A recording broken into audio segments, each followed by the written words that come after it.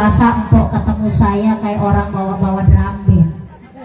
Sekarang udah langsing lagi pok ya, alhamdulillah sekarang sudah 27 hari. Kalau orang dulu memang belum boleh kemana-mana wah, ayah udah ngebrek kemana aja udah ya. Insyaallah mudah-mudahan la haula wala quwata ya, segala semuanya kita serahkan kepada Allah Subhanahu wa ta'ala. Bahkan ketika saya ngomong lah, ibu udah ngaji, udah kepakis, dia nanya, ibu kagak bawa penyapu lah, emang saya tukang sapu. Kalau orang dulu begitu pak ya, habis beranak keluar bawa penyapu. Sekarang udah kagak zaman, yang ada kecolok mate ya. Ibu jamaah yang dimuliakan Allah Subhanahu wa ta'ala, alhamdulillah hari ini kita hadir di acara Walimatus Sibyan. Tentu adalah urusan anak ya, kalau ngomongin anak gak ada habis-habisnya pok ya, karena emang perempuan itu ya seperti itu ya. Bahkan ada lagunya, mengandung, melahirkan ya, mengandung lagi, melahirkan lagi, mengandung lagi, melahirkan lagi, kagak ada habis-habisnya ya. Alhamdulillah saya juga habis melahirkan anak yang keenam. Yang keenam wah, kok yang keenam ya. Alhamdulillah, mudah-mudahan yang udah 6 Pak Wakil. Cuma yang ada 4, cuma saya heran itu 4-4-nya anak saya kagak ada yang mirip saya, gak ada yang mirip laki saya. Mirip siapa Pok? Ya, bisa jadi mirip Pok yang pada ngedoain ya. Alhamdulillah atas doa dari ibu semua, saya sehat, bayi saya sehat, melahirkan secara normal. Karena memang kebetulan kemarin usia kandungan itu sempat menginjak 42 minggu. Jadi kalau minggu itu nggak berojol ya mau nggak mau Pok ya. Tapi alhamdulillah berkat doa dari ibu-ibu semua berjalan sesuai dengan apa yang saya inginkan Bu ya. Dan saya minta doanya lagi nih dari ibu-ibu, mudah-mudahan yang ini bontot tuh deh. Bontot, ayahnya udah nyerai Pok Mas. Udah Bu, ini bontot aja Bu, katanya iya udah bontot deh. Tinggal ngegedein maunya kita ya. Cuma kalau sampai 12 masih 6 lagi Pok. Cuma usia sekarang sudah mulai lumayan ya, sudah 36 tahun ya. Memang rada beda ya, rada beda itu ya. Ketika usia sudah menginjak semakin tua emang rada beda ya. Badannya juga udah rada kurang kuat wah. Apalagi kalau Nyak Mona hamil lagi ya, bisa dibantuin 10 orang badannya ya. Ibu jamaah yang dimuliakan Allah Subhanahu wa ta'ala, Allah mengingatkan kepada kita dalam Al-Quran. Allah Subhanahu wa ta'ala berfirman ya, bahwa anak dan harta fitnatun itu adalah ujian. Emang kita itu di zaman sekarang betul-betul diuji lewat anak ya. Banyak orang tua yang kadang-kadang mulai rada-rada nyerah ngadepin anak zaman sekarang, karena memang itu kenyataannya ya. Cuma baik buruknya anak-anak kita itu lagi-lagi tergantung didikan dan asuhan kita sebagai orang tua. Karena kewajiban kita itu yang paling berat itu wa ayyu'allimahu, ngedidik ya. Mendidik anak adalah tugas yang gak gampang, gak segampang kita bikinnya ya. Karena banyak orang yang saking gampangnya bikin anak, katanya dikibrat-kibratin doang kayak jadi ilokan kok ya. Cuma mendidik ini adalah sesuatu yang perlu kita garis bawahi ya. Baik buruknya anak-anak kita itu bagaimana didikan dan asuhan kita. Apalagi anak di zaman sekarang ya, kadang-kadang dinasehatin kagak ngedengerin ya Pak ya. Ada yang begitu? Gua ngalamin begitu. Makanya Allah Subhanahu wa ta'ala dalam surah Ali Imran ayat 159 mengingatkan kepada kita semua ada adab yang perlu diterapkan orang tua di saat menasihati anak-anaknya, dengan tujuan agar nasihat yang kita sampaikan kepada anak-anak kita itu bisa diterima dengan baik. Kalau zaman sekarang kan emak ngomong, babak ngomong, emak ngomong, emak ngomel, babak ngomel. Anak sekarang mah kagak ngedengerin ya, diomelin, dinasehatin, yang ada malah menjadi. Ada apa di balik semua itu? Nah ini ya, hari ini kita ngaji surah Ali Imran ayat 159, cara bagaimana kita menasehati agar nasihat yang kita sampaikan itu diterima oleh anak-anak kita, dengan harapan apa yang kita inginkan, anak menjadi anak yang soleh dan solehah, bisa kita capai. A'udzu billahi minasyaitonir rajim. Bismillahirrahmanirrahim.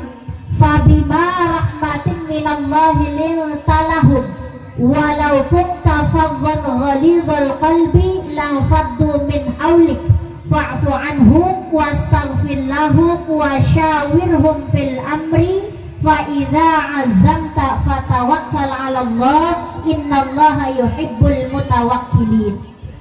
Dalam ayat tersebut ada beberapa hal yang perlu kita perhatikan di saat kita menasehati anak-anak kita. Apa saja itu? Satu, ketika kita menasehati anak-anak kita dengan tujuan nasihat yang kita sampaikan diterima dengan baik sehingga anak-anak kita menjadi anak-anak yang baik, maka sampaikan nasihat itu lil talahum, dengan cara yang lemah lembut, dengan cara baik-baik. Pak, kalau kita nyuruh anak mandi, nyuruhnya baik-baik. Tong, sayang mandi dulu, udah 7 hari entong belum mandi. Sampaikan secara lemah lembut. Jangan ini mah nyuruh anak mandi baring bawa-bawa pentungan. Tahu pentungan orang Bekasi? Apaan? Kayu. Baring bawa-bawa gagang penyapu. Balik kagak loh. Mandi kagak. Kagak mandi nggak baliknya kepuk.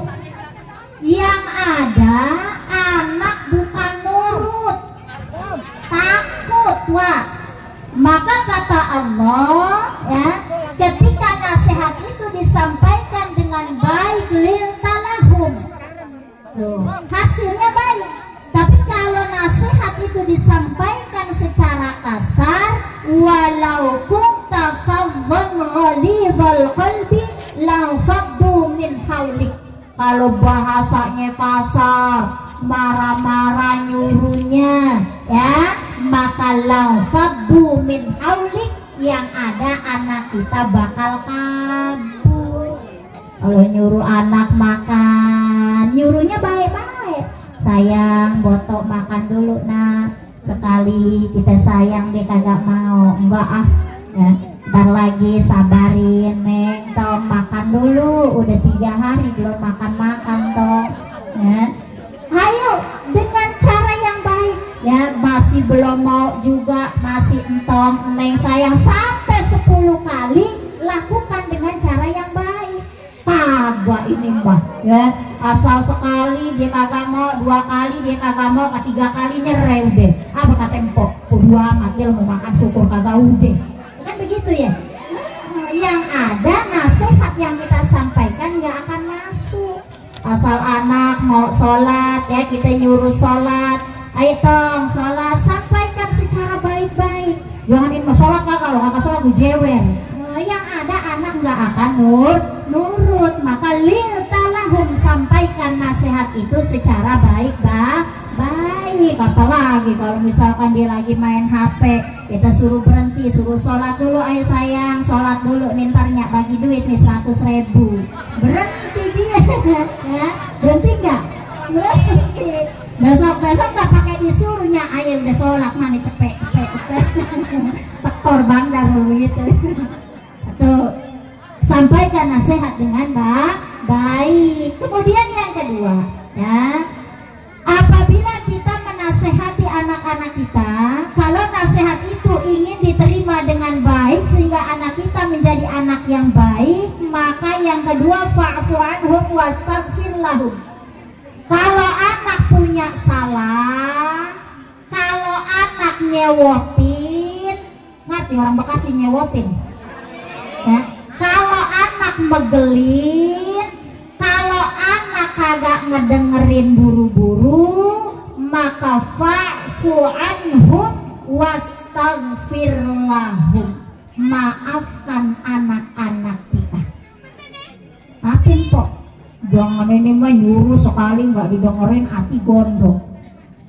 Dua kali nyuruh lagi kagak didengerin, pegel perut. Ya, pegel ya. Tiga kali kagak didengerin juga marah-marah. Ya. Fa'fu anhum, kata Allah, kalau dia punya salah, anak-anak kita punya salah, maka maafin. Tuh, kenapa? Karena di situ yang perlu kita garis bawahi, ridallah fi ridal walidaini wa suhtullah fi suhtil walidaini. Ridhonya Allah ada pada ridhonya orang tua, murkanya Allah ada pada murkanya orang tua. Jadi kuncinya kalau anak megelin, anak nyewotin, anak ngeselin, bukan sepenuhnya salah anak kita, bisa jadi ada pada diri kita yang kadang-kadang kita suka pegel aja sama anak. Jadi selama hati kita begini, ya, maka kita nasehatin beribu-ribu kali juga nggak bakal masuk kok. Kalau kitanya orang tua kagak ridho. Maka pernah saya sampaikan kepada ibu-ibu ya, bahwa ada satu kisah, ya, satu kisahnya kisah nyata. Ada orang punya anak semengge-mengge. Kalau kata orang Bugis semengge-mengge wah, ya, semata wayang. Kalau orang Bekasi bilang semenggah-menggah. Satu-satunya, ya, satu-satunya. Biasanya kalau anak satu-satunya rada lain, ya, manjanya ada di dia, kolokannya ada di dia, pokoknya semua ada di dia, ya. Ketika itu anak yang satu-satunya, ya, tiap hari megelin aja emaknya, disuruh sholat ogah, disuruh mandi kagak mau, disuruh makan kagak ngedengerin, apalagi belajar atau buku pelajaran kagak dituli-tuli acan, ya. Pokoknya disuruh ngapain aja kagak mau, ya. Sehingga ketika anak seperti itu dibilangin kagak ngedengerin, ya, dinasehatin juga kagak ngedengerin, ya, pegel kagak po? Ya pokoknya emak yang mana juga pasti pegel, ya. Kenapa? Karena kita ini manusiawi, ya, pegel pasti ada. Sampai akhirnya sewot aja deh tuh emaknya pegel, asal disuruh sholat tuh anak ogah, emaknya kesel, disuruh ngaji anaknya ogah, emaknya pegel, disuruh mandi anaknya ogah, emaknya pegel, ya, disuruh belajar anaknya ogah, emaknya pegel. Yang ada tuh anak main HP aja dari pagi ketemu pagi, ya, pegel kagak Wak? Pegel, ya. Sehingga emaknya berdoa kepada Allah, ya. Jadi selama ini dia berdoa kepada Allah, ya Allah jadikan anak saya anak yang soleh, cuma nyatanya tuh anak agak soleh-soleh, ya, masih aja begitu. Pada akhirnya setelah puluhan tahun udah gede deh ceritanya tuh anak, ya, udah gede, udah perjake tuh anak, ya, sudah dewasa. Ketika itu, ya, ibunya berdoa kepada Allah dengan bahasa yang sangat sederhana, diganti doanya. Udah capek ngedoain jadi anak soleh kagak soleh-soleh, ya. Akhirnya nyerah deh tuh emaknya, ya Allah, saya ridho kepada anak saya yang bernama si Ridho, turunkan keridhoanmu kepadanya dengan sebab ridhonya saya. Bagian deh emang udah modelnya begitu kali, ya, mandi 2 hari sekali baru mandi, ya. Asal emak pulang buru-buru cium tangan, dijawab salam emak juga kagak. Emang udah modelnya kali deh begitu. Biarin deh, saya ridho anak saya begitu ge. Dia ridho dengan anaknya. Akhirnya kalau bahasa kitanya disuruh mah disuruh, sholat disuruh, ngaji disuruh. Cuman ketika disuruh kagak ngedengerin, emaknya kagak kesel, kagak, emaknya kagak pegel. Kenapa? Karena emang udah nerimain anaknya seperti itu. Singkat cerita, selama 7 hari emaknya berdoa seperti itu, ridho dengan meskipun anaknya keadaannya seperti itu, akhirnya Allah turunkan kebaikan kepada anak itu. Allah ridho dengan sebab ridhonya orang tuanya. Begitu emaknya pulang ngaji, beri salam, assalamualaikum, buka pintu, dia jawab waalaikumsalam, dia cium tangan emaknya, cuma emaknya melohok. Melohok emaknya, tahu melohok? Bengong, ya, bengong. Kata emaknya begini, lah anak gua kenapa ini? Jangan-jangan kesambet. Kenapa? Karena baru tumben anaknya cium tangan kalau emaknya pulang ngaji. Artinya ada perubahan baik. Baring bengong kayaknya baring mikir, ya Allah kenapa ini anak nih, ya? Jangan-jangan mau membekasin lagi. Akhirnya singkat cerita besoknya emaknya ngaji lagi karena emang emaknya tukang ngaji, rajin ngajinya ke sono kemari. Ditelepon anaknya, Tong ada di mana, jemput emak nih, emak kagak ada yang nganterin. Apa kata anaknya? Tunggu dulu mak ya, saya lagi di masjid. Tuh, emaknya kaget lagi. Ngapain Tong di masjid? Ya sholatnya. Ya orang selama ini puluhan tahun boro-boro ke masjid, di rumah juga disuruh sholat. Enggak. Ada yang begitu. Boro-boro ke masjid, di rumah juga kagak sholat. Ada yang begitu. Nah, jangankan anak-anak, ya Bo ya, orang tua dia banyak yang begitu. Jangankan ke musola, jangankan ke masjid, di rumah juga enggak. Sampai akhirnya tidak terasa ibu itu meneteskan air mata. Ya Allah, padahal kagak disuruh, kagak apa tuh anak mau ke masjid, ya. Akhirnya begitu dia pulang, ternyata betul anaknya sudah ada perubahan baik. Kenapa bisa terjadi demikian? Kemarin-kemarin disuruh kagak mau, digebek-gebek kagak juga kena. Ternyata kuncinya orang tuanya ridho, sehingga Allah ridho, turun kebaikan itu kepada anaknya tanpa kita minta anak itu menjadi anak yang soleh. Kalau kita orang tua senang ridho sama anak, maafin kesalahan anak, dengan sendirinya anak akan berubah menjadi anak yang baik.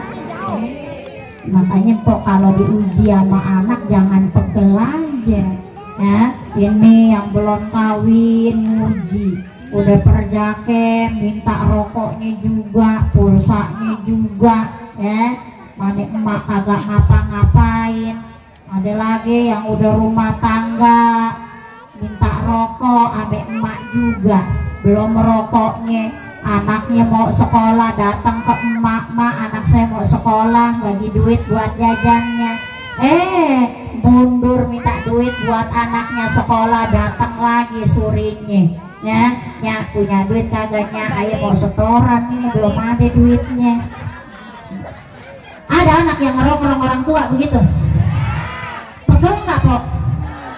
Buru-buru ngasih sama orang tua, yang ada ngegerembengin.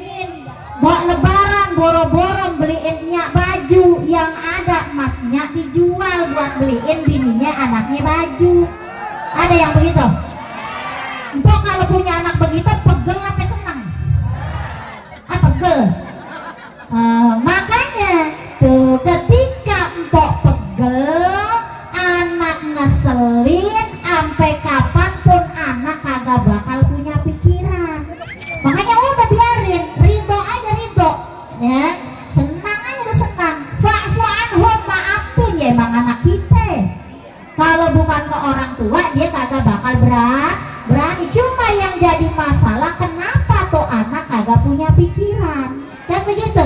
Ya, kenapa anak itu jadi kagak punya pikiran? Karena nyaknya sewot aja, nyaknya pegel aja, ngomong mah kagak, cuman hatinya nguret-nguret doang. Wah, anak gue boleh ngumpulin seperak dua perak, nasi gue dipinjem, dikasih nggak dikasih, cuma ngegerutu, berarti kagak ikhlas. Selama orang tua tidak ridho kepada anaknya, maka selama itu pula tidak akan turun kebaikan Allah kepada anak-anak kita. Maka kuncinya bagenin anak nyewotin bagaimana ge, fa'fu anhum, maafin anak-anak kita. Kenapa? Karena emang orang tua sudah seharusnya punya jiwa pemaaf. Lain kalau orang tua kagak dibeliin baju baru sama anak kagak nanya 7 bulan nah, kebangetan itu orang tua yang begitu. Ya pokoknya fa'fu anhum wastaghfir lahum, maafin kesalahan anak-anak kita ya. Kalau diperintah kagak ngedengerin, maafin. Kalau lebaran dia kagak ngebeliin baju, gak ngebawain daging pokmul, maafin ya. Kalau dia ngerong-ngerong mulu, tar datang pinjam duit, tar datang pinjam duit, maafin. Yang udah lulus sekolah, ada kerjaan kagak diambil, maunya rembe-ripe, main HP mulu, main HP, maafin. Wastaghfirlahum, mohon kepada Allah supaya Allah ampuni dosanya. Kalau orang tua sudah ridho, insya Allah akan turun keridhaan Allah, turun kebaikan Allah. Dua. Kemudian yang ketiga, ya, fa'fu anhum wastaghfir lahum, nomor 2 ya. Kemudian di nomor 3, wasyawirhum fil amri. Nasihat yang kita sampaikan kepada anak kita kalau ingin diterima dengan baik, maka lakukan wasyawirhum fil amri. Segala sesuatu yang kita inginkan, musyawarahkan terlebih dahulu kepada anak. Nih, zohor umpamanya jam berapa zohor? Jam 12 deh ya, taruh jam 12. Dari jam 11 udah kita musyawarahin sama anak, tong main boleh, tapi nanti ketika jam 12 pulang, waktunya sholat duhur. Pernah mpok begitu mesen anak? Hah? Ada yang pernah, ada yang kagak. Banyakan yang kagak ya. Musyawarahkan dulu terlebih dahulu. Agar apa? Agar nanti ketika waktunya zuhur tiba, dia sudah ingat dengan apa yang disepakati tadi. Sehingga begitu kata emaknya, tong udah zuhur, iya mak, begitu. Ini mah kagak ya. Asal Allahu Akbar, anak belum balik, dicari kagak? Cari kagak? Cari kagak? Belemari cari, belemari kagak. Banyakan yang kagak. Udah maghrib nih, Allahu Akbar, anak empok belum balik, ya. Dicari, cari. Masih ada yang kagak juga. Kalau udah maghrib, Allahu Akbar, kambing empok belum balik. Oh, giliran kambing kompak dicari, ya. Giliran anak ada yang dicari, ada yang kagak. Nah, ketika waktu sholat tiba, apabila kita nyuruhnya ngedadak nih Pak nih, sholat udah zuhur, apa jawaban anak biasanya kebanyakan? Tar dulu. Kenapa? Karena awalnya tidak dimusyawarahkan terlebih dahulu. Tuh, makanya kalau kita punya keinginan pengen anak sholat, mau anak ngaji, mau anak belajar, maka ingetin dari jauh-jauh hari. Kalau misalkan pengen anak ngaji Al-Quran setelah sholat maghrib, dari jam 5:30 udah pesen ya. Ntar kalau udah azan maghrib, ambil air wudhu, sholat, setelah sholat ngaji Al-Quran. Bilanginnya sebelum waktunya, jangan pas waktunya baru dikasih tahu. Ngapa-ngapain Ge, kalau ngedadak mah banyak yang ogah ya Pak ya. Iya, ngapa-ngapain kalau ngedadak banyak yang ogah. Empok lagi masak nih di dapur, tetangga empok nyamper, "Pok, temenin aing yuk kemana? Ke Batu Jaya." Mau kagak empok? Kagak. Kenapa? Lah orang ngedadak. Tuh, makanya wasyawirhum fil amri. Kalau yang kita sampaikan kepada anak ingin diterima dengan baik, maka musyawarahkan terlebih dahulu agar nanti ketika kita sampaikan kembali anak sudah bisa menerima dengan baik. Itu yang ketiga. Kemudian yang keempat, yang terakhir ya, fa idza azamta fatawakkal 'ala Allah. Yang keempat nih ya, apabila kita menasehati anak dan nasihat kita itu ingin diterima dengan baik, mau sholatnya ke, mau ngajinya ke, mau belajarnya ke, mau berbuat baiknya ke, mau apa saja itu yang kita inginkan, fa idza azamta fatawakkal 'ala Allah. Yang keempat, kuncinya serahkan kepada Allah setelah kita memberi nasihat itu kepada anak. Jangan bagaimana kemauan kita. Kalau bagaimana kemauan kita, ujung-ujungnya kita pegel muluan. Asal kita nyuruh sholat dia kagak ngedengerin, pegel. Asal nyuruh mandi dia kagak dengerin, kita pegel. Asal nyuruh ngaji kagak mau, kita pegel. Kenapa? Karena rata-rata apa yang kita inginkan kepada anak itu kitanya egois, maunya kemauan kita selalu dituruti. Padahal di situ ada peranan Allah yang paling utama. Kita hanya mengingatkan ya, waktunya sholat, ayo dong sholat. Kalau kita udah suruh mah dia mau sholat mau kagak, serahkan semua kepada Allah. Ya Allah, udah saya suruh tuh, serahkan semua kepada Allah. Ngaji ya udah disuruh, mau dia ngaji mau dia kagak, serahkan semua kepada Allah. Fatawakkal 'ala Allah, serahkan semua urusan kita kepada Allah. Cuma jangan ini mah abang-abang tawakal, ya tawakalnya banget. Dua amat ya, udah ngaji ke mau kagak, disuruh belum, apa belum, udah tawakal sama Allah. Sama kalau gitu mah, suruh dulu ya. Asal subuh laki belum bangunin bang, udah subuh bangun ya, udah kita bangunin mah tawakal kepada Allah. Mau dia bangun mau kagak, kita udah nyuruh. Jangan ini mah belum dibangunin orang, udah mau tawakal aja, mau Allah punya laki mau begitu begini, mau sholat mau kagak. Salah kalau begitu ya. Jadi lakukan dulu, ikhtiar dulu, berikan nasihat dulu, setelah itu baru kita bertawakal kepada Allah. Mudah-mudahan apa yang kita inginkan Allah berikan jalan yang terbaik, sehingga pada saat itu ujungnya kita nggak akan kesel ya. Kalau kita tawakal kepada Allah. Kalau kita nggak tawakal kepada Allah, ya itu kesel. Laki kagak sholat pegel, laki kagak kerja pegel, anak kagak ibadah pegel ya. Semua yang kita inginkan nggak diturutin, ujung-ujungnya pegel. Hidup tiap hari pegel mulu, yang ada darah tinggi. Makanya kayak zaman sekarang mah banyak yang punya penyakit darah tinggi. Kenapa? Karena tawakal kepada Allahnya kurang. Tuh, yang keempat ya, fatawakkal 'ala Allah. Udah serahin sama Allah, disuruh udah, diajarin udah, tinggal terserah bagaimana Allah maunya. Mudah-mudahan Allah berikan yang terbaik. Jadi bagaimana mau Allah, jangan bagaimana mau kita. Kalau bagaimana mau kita berarti kita memaksakan kehendak kita.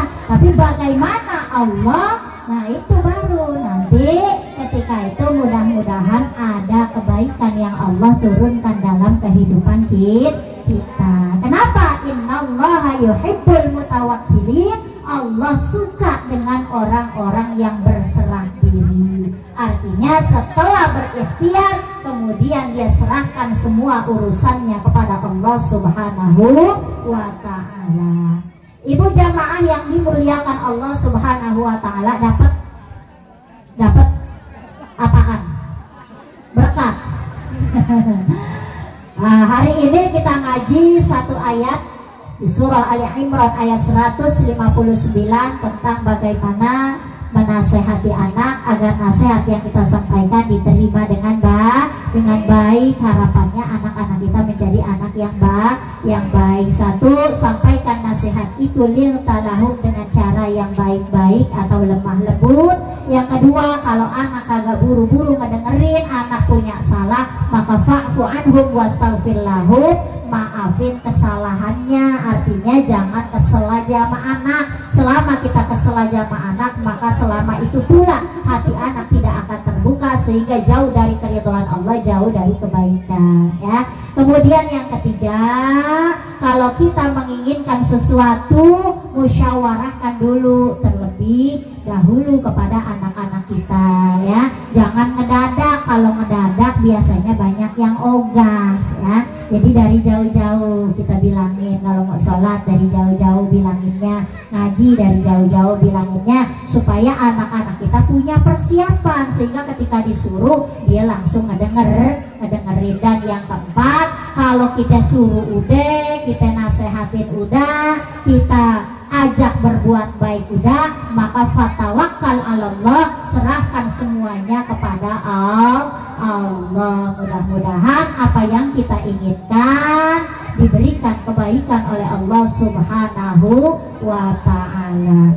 Ibu jamaah yang dimuliakan Allah Subhanahu wa ta'ala, sebelum kita pulang, mari sama-sama kita baca suratul Fatihah, khususnya untuk Ananda Kuinara Al-Mahira. Mudah-mudahan dijadikan anak yang solehah, badannya sehat, umurnya panjang, gampang milik rezekinya, orang tuanya juga biar sehat, umurnya biar panjang, gampang milik rezekinya, anak-anaknya dijadikan anak-anak yang soleh dan solehah, karena dua-duanya baru solehah, ya, baru anak perempuan, mudah-mudahan nanti nyusul di anak ketiga menjadi anak yang soleh. Yang laki-laki belum dapat, Bang, jadi terus proses, ya Bang, ya. Kemudian mudah-mudahan keluarga besarnya Mona disehatkan badannya dan diberikan keberkahan oleh Allah. Kita juga yang hadir di sini, mudah-mudahan Allah senantiasa ridho kepada kita, sehingga Allah senantiasa menurunkan kebaikannya kepada kita semua. Al-Fatihah. A'udzu billahi minasyaitonir rajim. Bismillahirrahmanirrahim. Alhamdulillahi rabbil alamin, arrahmanir rahim, maliki yaumiddin. Iyyaka na'budu wa iyyaka nasta'in. Ihdinas siratal mustaqim, siratal ladzina an'amta 'alaihim ghairil maghdubi 'alaihim waladdallin. Rabbighfir lana wa liwalidayna wa li jami'il muslimina wal muslimati. Amin.